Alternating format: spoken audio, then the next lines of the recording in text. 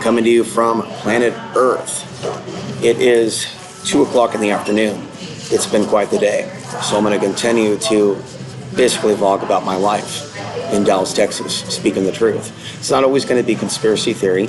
Sometimes it's going to be spiritual. We're not always going to be talking about racism from white people. Sometimes we're going to be talking about possessions from Latinas and Latinos. We're going to be talking about how what I'm learning, what I think God is showing me, is that I've been doing a lot of finger pointing, basically. Essentially, here's what I have to tell you. For the last 3 days, there's been a new incident, a new situation in which I've been dealing with people that are acting like they want to fight. Okay, now there's a video that is uploaded before this, and there's also a series of shorts, right? So for those that don't know, we just had a geomagnetic storm. That was the initial purpose of this new channel, Solar Seer News, to talk about what I see coming with the solar flares and the types of events and violence and riots and wars that we see when the sun peaks. But what's most practical for you is life coaching advice that you're not going to get from Stephon Burns. Stephon Burns might talk about athletics, and he might like to describe himself as a stud or something like that, how he really is the shit with his 700,000 subscribers. But if you actually don't talk about the human behavioral response, that's what you are. You're nothing more than shit. And that's basically what a lot of these people are that are basically being privileged from the algorithm. They're not talking about violence against women. They're not talking about the wars. They're not talking about being humanitarians. All they talk about is they're afraid of the earthquakes. They're afraid the grid's going to go down. Stephon Burns and the rest of these geophysicists that sit here sucking off the system have never lived off grid, have never lived in poverty, have never been hated. So they don't know what it's like. Okay, so I'm not afraid of the grid going down because we're dealing with data centers, artificial intelligence. We're dealing with some major stuff. Now, this is the first time that I'm at this coffee shop having coffee, and I spent about a year away from this coffee shop for a reason. There's a nice restaurant here that's new, I haven't tried yet, called Assembly House here in Sunnyvale. And so what I'm noticing in the Hive Mind Collective, it's like I've been pretty harsh on white people, actually, with regards to what's happening with ICE and the wars. Been pretty harsh and been pretty unapologetic when it comes to the racial issues. And I think I'm speaking at the appropriate volume because nobody seems to be alarmed or aware that I'm talking. However, these Latinos are not angels. Okay, so we're a couple minutes into this. In the last couple of days, there were Latinos, men, that came after me. And I've also come across the dark side of the women. I mean, there's one woman that I was asking out. She was interested in me teaching her martial arts. She was actually complimented the fact that I would try to teach her that. But when I talked about the evil going on and knowing Latinas that are into witchcraft, that are possessed, her eyes got wide, and no one said that her boss was calling. Of course, she was lying. Her boss wasn't calling her.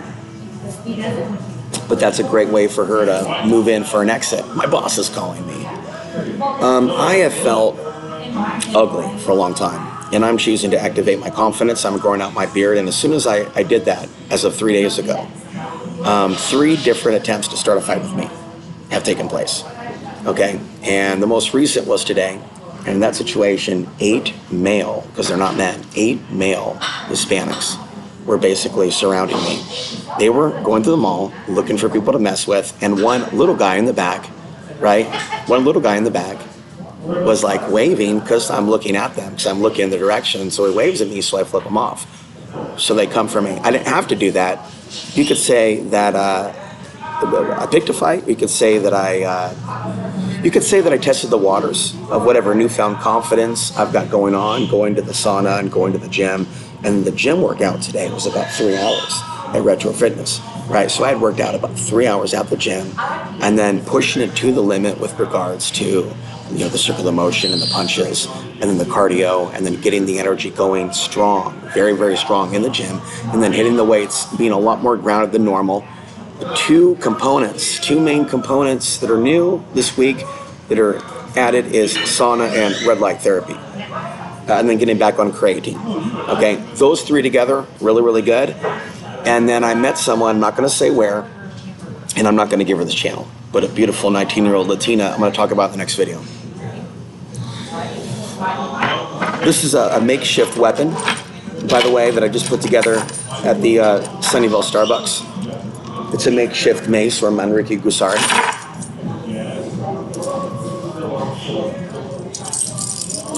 Pretty simple. Kubaton chain, $19. This is like for a wallet. And then at the end of it, there's a hook. And then I put that star right here. What would be best is like a ball bearing or something, but you pretty much get the idea.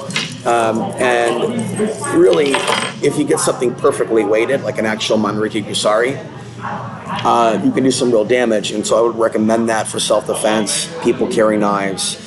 So in this situation today, I flipped them off and they came up to the table and they were talking crap. And they went one by one down the line to see who would come after me, to see which one would be aggressive. They were like trying to come at me, and it seemed like there was a force field to intimidate me, to push me back. But I did hold my ground and say they started it. But I did start down the stairs when like they were, coming after me. They're acting like they were going to assault me. So they were doing that in order to get a rise out of me. And there were a lot of teenage girls watching that were pretty much acting apathetic, and I figure they've seen a lot of that in school. So women in our culture are overly conditioned to the bully culture, and they participated in it themselves. They're involved in it themselves. I want to thank those of you that are on the newsletter. We have about 72 people that tuned in over at solarwars.substack.com. You can go ahead and sign up at solarwars.substack.com, but it is a private website. It is by invite only. So if you're watching this on the internet and you want to read my writings, you want to read about my story, you don't just want to be another YouTube zombie, you want to grow your intellect, you want to get my content in your inbox, into your email, to solarwars.substack.com, right? And I'll go ahead and see if you're a real person, see if you have any history on the internet doing anything. And that's a great way to impress me, to get into my favor. I don't know that I'm going to allow in absolute strangers that are anonymous. However, you can start with commenting down below, though, if you want more. So we're going to go ahead and have 2 different platforms that I'll be promoting: Solar Wars and then DFW Truth, hashtag DFW Truth. And then you'll hear later the speeches that I gave from the Mesquite food court. And there was no security. Keep in mind that this was the same mall that 86'd me for handing out cards trying to warn women about human trafficking. So there is a real interference within the system here that doesn't want certain men to have a partner. There's a woman I saw at the mall. She probably was Arabic. She gave me her card. This is her card. I figured like maybe she wanted me to call her. And then she turned her back to me when I was on a rant, and then she seemed to be smiling at me when I came around again. And this is her information here. So she's in the Richardson, Texas area. Now, the day before, as you can hear in the video that has been uploaded, there was a guy who was scowling at me, and on his hat was actually a tiger, which I like the tiger. I think that's awesome. But he was definitely tapped into the aggression from the tiger, for sure. Absolutely. He was tapped into the aggression. He was acting possessed. He was trying to strike fear into me. And once he struck fear into me, the whole thing was over. It was like that was their goal. And then the same thing's happening with the Latino, but I'm not going to get into details. Those things tend to blow up in my face when I talk about it. All I can say is that there's a lot of personality shifting going on. And when you're in a situation like that, you can't argue and talk back. So we'll talk about the Geomedic Survival Guide, the Geomedic Storm Survival Guide for dealing with aggressive people soon. Right? So yesterday at the Indian market, I handled it quite well, but that was not the first time. The first time at that market or that buffet that there was a situation was the day before. And I'd been sitting there in my car, and the guy was honking as he was driving towards me as if I was in the road. Now, what was crazy about that is they don't care. The Indian people didn't speak any English. So we have the issue of me standing up for people that are being harmed, but me having a lot of these wake-up calls that these Muslims aren't listening. Although I spoke calm and clearly and confidently with one today, who was very attractive, a white Palestinian. I can't help but wonder if her beautiful white skin is why some of them got into America, while those with brown skin don't. I dream, though, of a beautiful Latina who's young, who's not corrupted, who wants a good person, who wants me to be a good person. But right now, when I look at them, they're so beautiful on the outside. But on the inside, they are so dark. They're allergic to the light. One has to be a bad boy to get into their favor. So this is a place of ultimate temptation, and there's actually a massive argument that One should keep it in the pants. I did not watch porn for 90 days. Then I did. And I drank coffee. And I'm drinking now. But I'm not going to be ashamed. I'm going to be open about it. I'm strong enough that I can keep going. Plus, I'm lifting weights. I'm working out hours a day. The main thing right now with this geomagnetic storm and the provoking is to stay away from the home front where there is an instability. And I know it's contributing. I know the solar flares are contributing to it. I know the 5G is contributing to it. And I know it is provoking. Now, this information is not widely taught. How people provoke during certain events to get a certain reaction and how it can be draining. And so people are going to benefit in the future. My goal is to find an apprentice. If I can't get out of this region right now, I'm going to create as much content while I'm in the region, and I'll find an apprentice and a volunteer. And then when the time is right, I'll get together a flash drive. Could take a while, could take a year.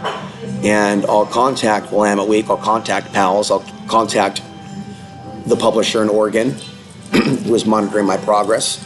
I will contact maybe some relatives that are in California that are related to my father. And I will give them basically a flash drive. I'll give them a data dump. What I'm going to be working on doing with all this newfound energy that's exploding within me, tomorrow's Tuesday, and I'll have some time alone at home. I'm going to work on writing.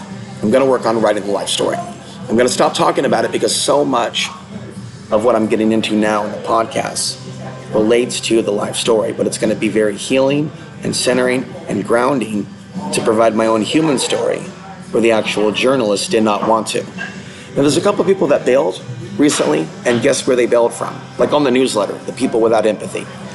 Oregon, Colorado, and Oregon. Texas, actually, with the exception of a few journalists that I'll never talk to again. There are journalists in Texas that have more empathy than a lot of the people in Portland. Okay, so I want to appreciate those of you that are sticking in there with me. I salute you. For those that are on YouTube, I'm talking specifically to my Substack audience. For those of you that are on YouTube, you're a different audience. These videos get suggested to different people, and many of you have often been radicalized by other people before you met me, and you have developed your own opinions. With Substack, I'm talking directly to journalists and community radio, and I'm trying to talk more at that level and be super inclusive. Whereas people that often get into conspiracy theories and solar flares, they're against inclusiveness. They're against awareness of what's going on. So I am here to be a trailblazer. I found a pendulum today that I had lost. I literally cooked a steak in the parking lot. I cooked a steak in the parking lot of, where was that? Starbucks? Over by Town East, by the high school. No, I moved it, then I went over by the mart, and they're looking at me like I'm homeless, and I'm yelling, no, I'm not homeless. This is what happens when women have too much control. This is what happens when people are driven out of the house. You got a guy literally cooking a steak in the street because if he goes home, there'll be problems. And what's interesting is to see that, like, when people don't get away from their parents and they don't really know how to protect themselves, even if they think that they can become dark and be affected by the demons or the aliens that are walking with the parents. And her mom has dreams about the aliens, the Greys showing her babies. She's Hispanic. They don't have any empathy, and so they have some connection to the Greys. And then she had a sighting when she was a little girl in Oak Cliff in Dallas. So there is an alien presence here. People are losing their empathy. Furthermore, the you know what? Even though some people went along with it because they wanted others to be safe, at least in their hearts and minds, it's really interesting that the people that took the jab have very little emotions right now and don't really care about others. So I'd say that the jab thing and then telling people don't question the side effects, don't care about people that are having health problems, just call them a conspiracy theorist. So I'd say that I'm getting lots of confirmation, right? Also Megaphone, that place, Megaphone Firestone, that would be on day one, you know, when the guy came through. And I did get confirmation from the Indian girl that they are getting harassed. And then later on, at the end of the night, I met someone amazing. She may not ever want to talk to me again, but she was willing. I may have told her too much. But on the exterior, what she saw, me choosing not to shave, the most beautiful woman that I've ever seen since I've been here, wanted to know whether I worked at the mall. So, we'll be back with more.